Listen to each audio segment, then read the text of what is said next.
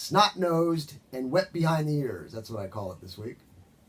Ladies and gentlemen, y'all know how the brothers can call each other the N-word and get away with it? You know how family members can fight with each other, but will all come together if they try to fight one of them? Well, what I'm about to talk about is no different, because I once too was a snot-nosed and wet behind the ears kid.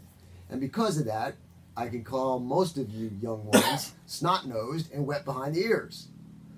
Of course, there are exceptions, but in this day and age, they are few and far between. I'll confine you snot-nosed kids to the ages of 17 or younger because the law states you're still a child at that age, but it could be very easily pushed to 21 or older for purposes of this opinion piece. And remember, it's an opinion. At this young age, your life experiences are limited. You may be aware of current events, but your life experiences are most likely undeveloped as to how to apply or handle events that happen. Case in point is gun control. You're listening to or reading information that is mostly coming from a biased news source that for some reason is anti-gun. This nation has a long history, and part of that history is our Constitution and Bill of Rights. I don't care one bit what your opinion is of it or gun control on this subject, because the studied true meaning and purpose of our Constitution and our gun rights are protected for the main purpose of defending ourselves, our loved ones, our property from danger, and from our government if it goes rogue. Your soft flower petal feelings of blaming guns is contrary to what we're all about. The goose is the Constitution. The golden eggs are the Bill of Rights. Everything else is open for debate.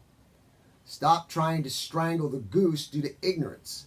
This country does not have a goose or an egg problem. It has a mental issue problem. If you want to have a debate or discussion, let's talk about that. Pharmaceuticals, big pharma, for the purpose of profits, are cramming drugs down our throats for any and every reason. This, from studied analysis, is one of the main reasons people are going off and committing deadly crimes.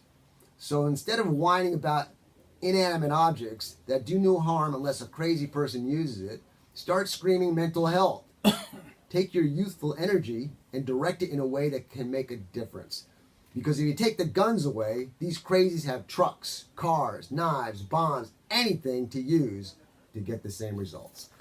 All right, Trey, with that, let's take a break. And when we come back on the other side, hopefully we'll have Attorney Extraordinary Benton Ross Watson, and we'll be talking retrials and how come it can happen, and is it fair, and all that kind of stuff. So we'll see you on the other side.